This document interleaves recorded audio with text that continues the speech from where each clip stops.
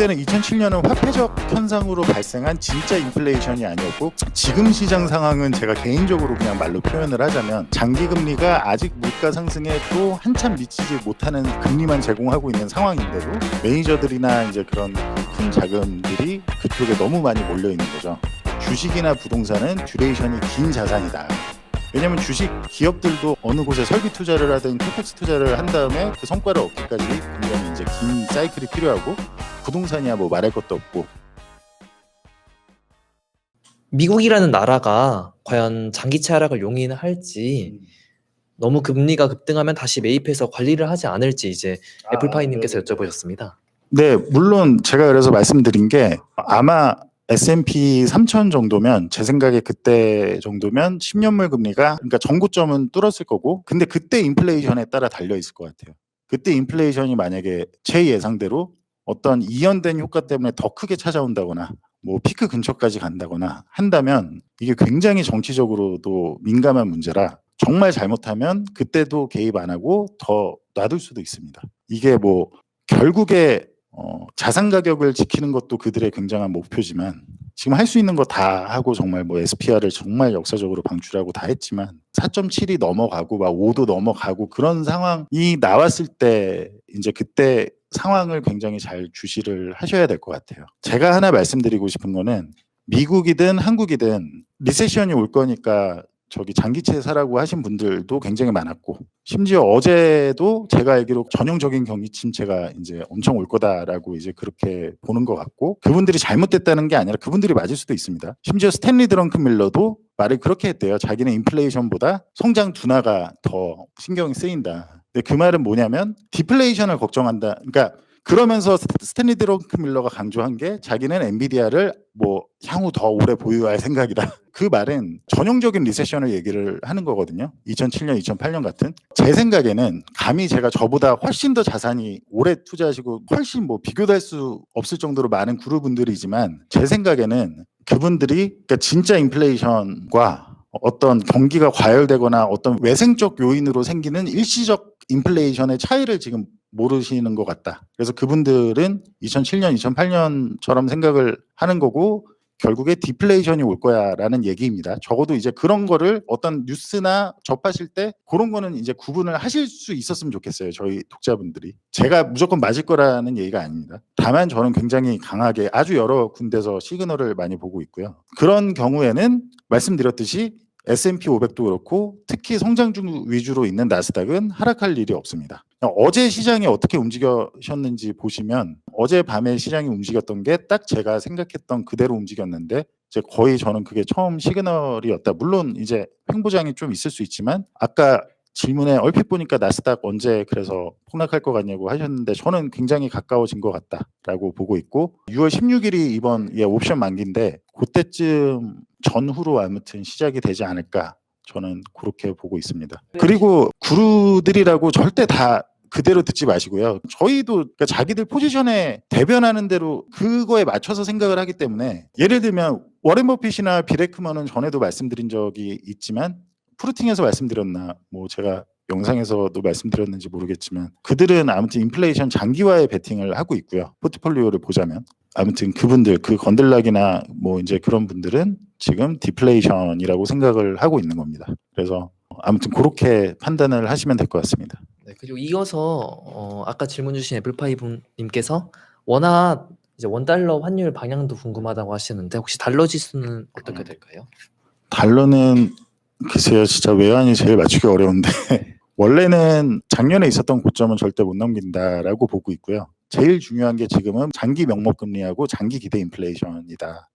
그래서 미국의 장기 기대 인플레이션이 향후 인플레이션을 오르면서 따라서 올라간다면, 그러면 달러는 굉장히 약해질 거고 금이나 은은 굉장히 강해질 겁니다. 다만 작년엔 현실의 인플레이션이 높아지는데 장기 기대 인플레이션이 계속 아무튼 3% 2.5 부근에서 계속 고정이 잘 돼 있었어요. 그러니까 생각해 보면 만약 인플레이션이 갑자기 높게 나오면 와, 이거 앞으로 인플레이션이 높아질 거다 생각하고 장기 기대 인플레이션도 같이 올라가 줘야 되는데, 그런 의미에서 연준은 굉장히 잘한 겁니다. 사실은 굉장히 시장에 공포를 불어넣었고 그렇게 해서 장기 금리를 잘 묶어놨어요. 근데 만약에 앞으로 명목 금리는 오르는데 작년처럼 명목 장기금리, 신년물 금리가 오르는데 장기 기대 인플레이션이 안 오르고 묶여 있는다라고 한다면 달러는 강해질 거고, 이번에는 70년대나 원래 그래야 되는 것처럼 미국의 장기 기대 인플레이션이 같이 올라간다, 명목 금리랑. 한마디로 장기 기대 인플레이션이 올라가는 것 때문에 장기 명목 금리가 올라간다라고 한다면 달러는 굉장히 약해질 겁니다, 장기적으로. 어쨌든 저는 장기적인 뷰는 약해질 거라고 보고, 단기적인 거는 원달러 환율은 특히 좀 다른 거에 비해 더 그래서 제가 또 뭐 아무튼 확실히 단기적으로는 잘 모르겠고요. 지금 특별한 막 큰 시그널이 당장은 보이진 않지만 장기적으로는 약해질 거다라고 보고 있습니다. 000님이 질문 주신 부분이 일드 커브 역전이 현재 스프레드가 78bp가 되어 있는데 이게 좁혀지는 과정이 과연 장기 금리가 올라가면서 좁혀지는 뷰가 여전하신지. 네. 그 장기 금리 어제 일드 커브가 엄청 벌어져 있죠. 지금 거의 1년 가까이 역전이 돼 있는데 되게 벌어진 상태에서 어제 조금 그 역전폭이 줄었습니다. 80에서 78로. 예, 80에서 78 아무튼 줄었어요.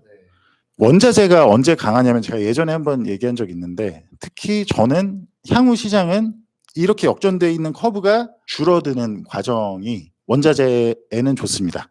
근데 이제 만약에 채권 가격이 빠지면서 채권 금리가 막, 그러니까 어제같이 단기보다 장기채 금리가 더 오를 때 저는 이제 그 상황을 예상을 하는 거예요. 시장 금리 정상화가 단기가 뭐 조금 내려올 수도 있지만 어쨌든 장기가 큰 폭으로 더 오르면서 어쨌든 정상화가 되는 상황, 저희가 전망하는 제일 메인 뷰인데, 만약에 장단기 금리가 역전이 풀리더라도 다시 이렇게 좀 좁아져 가고 이제 풀리는 상황이 제가 예상하는 것과 반대의 상황이 간다고 하더라도, 한마디로 단기 금리가 내려오고 장기 금리는 뭐 스테이하든지 조금 더 내려오든지 이렇게 해서 풀린다고 해도 원자재에 그렇게 나쁠 게 없습니다. 제가 말씀을 드리고 싶은 건 제가 그냥 말로만 하거나 글로만 쓰거나 하는 게 아니라 실제로 투자 회사고, 그거를 늘 지금 보시는 분들 중에도 아마 저희 고객이 있을 거고, 포지션을 다 그렇게 하면서, 근데 아무튼 글로만 쓰는 게 아니다. 예, 글로만 쓰는 게 아니기 때문에 저는 정말로 진정으로 진심으로 얘기를 하지, 그거를 뭐 예를 들어서 어떤 목적을 가지고 얘기하는 건 전혀 없고요. 어쨌든 왜 제가 원자재를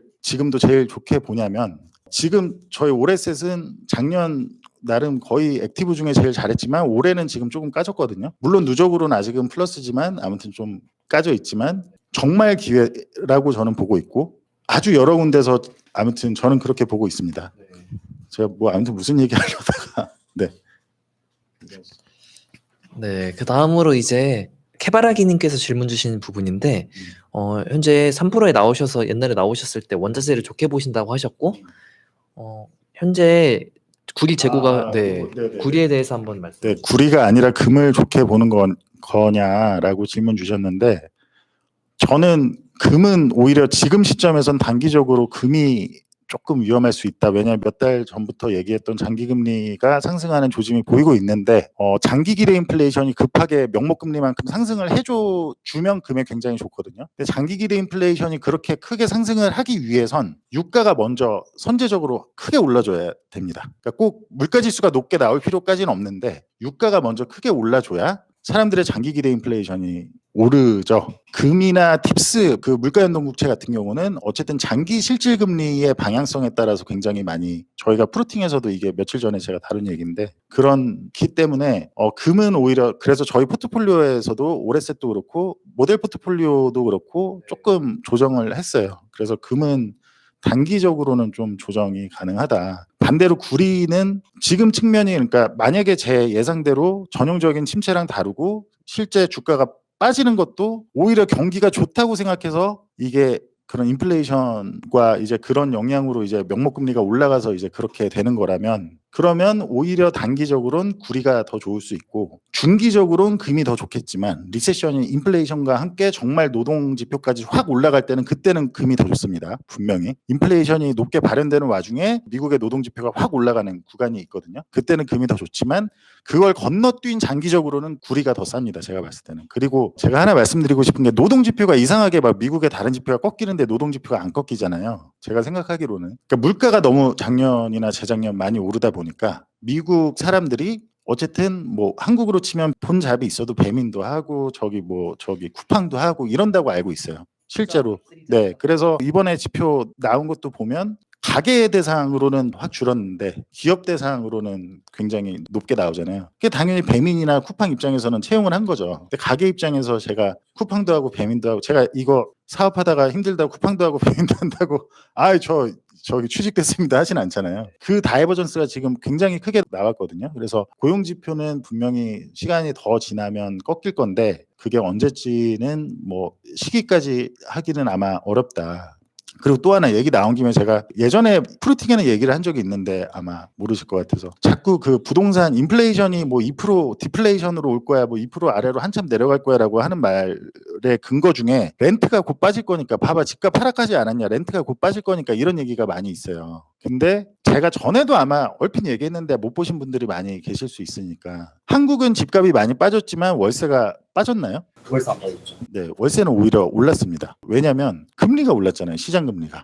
전세 대출을 받으려 그래도 이제 전세 가격과 집값은 많이 빠졌지만 금리라는 건 돈의 비용이거든요. 근데 월세는 무조건 금리에 연동돼서 움직입니다. 이거는 뭐 왜 그런지는 생각해 보면은 그 금리가 오른 돈의 비용이 오른 상태에서 월세가 오히려 우리나라는 기형적으로 너무 쌌죠 지금까지 전세라는 제도 때문에. 근데 이제 오히려 이제 집값이 빠지면서 월세는 많이 오른 상황인데 미국도 마찬가지이기 때문에 부동산 관련 금리는 무조건 이제 장기채와 연관돼서 움직이기 때문에 결코 집값 그 렌트 CPI는 집 가격이 포함되는 게 아니라 거주 비용이 포함이 되는 거죠. 그렇기 때문에 결코 그 CPI의 큰 부분을 차지하는 렌트 비용이 급격히 떨어지는 걸 목격하지 못할 거다. 그러니까 왜 계속 이코노미스트들의 전망이 계속 틀리나를 조금 고찰을 해보면 예 나올 거다라고 말씀드리고 싶습니다. 실업률이 급격히 상승해도 네. 인플레이션이 유지될까?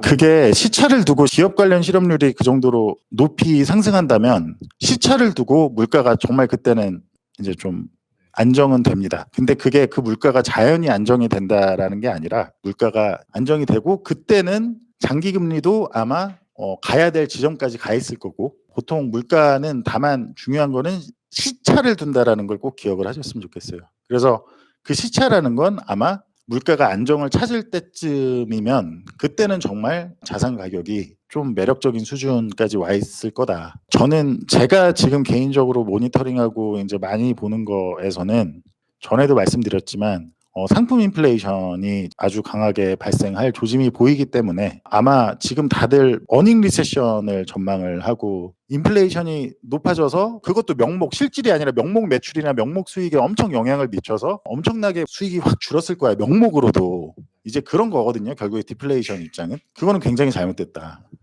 예. 실질로 봐야 되고 사람들의 소비 습관은 그렇게 쉽게 투잡 쓰리잡을 하는 한이 있고 신용카드를 계속 쓰는 한이 있어도 굉장히 잘못됐다. 소비 습관은 그렇게 쉽게 바뀔 수 없고 하물며 더 중요한 건 인플레이션 대비 기준금리가 계속 마이너스였잖아요. 심지어 사람들이 73년 제가 계속 강조하지만 79년까지 앞서 번지였는데 그때도 실질금리가 마이너스인 적은 없습니다. 인플레이션을 못 잡았다고 욕먹는 그 70년대에도 실질 기준금리가 마이너스인 적이 없었어요. 최근 작년처럼. 그럼 그런 상황에서 사람들이 인플레이션이 잡히려면 소비를 멈추고 저축으로 유도가 돼야 되는데 하물며 요새 은행에 맡기면 돈 얼마 주죠? 3%? 아니 예금이요. 진짜 주은 씨 정말 창피하게 정말. 아무튼 그냥 예금으로 하면 거의 이자가 없죠. 미국도 그렇고 한국도 그렇고 특히 미국 대형은행들은 뭐 기사에서 보셨겠지만 알겠지만 대형은행들은 거의 배째라식으로 안 주죠 이자를. 네. 그럼 그런 상황에서 그 저축으로 유도가 되겠냐라는 거를 이제 생각을 해보셨으면 좋을 것 같습니다.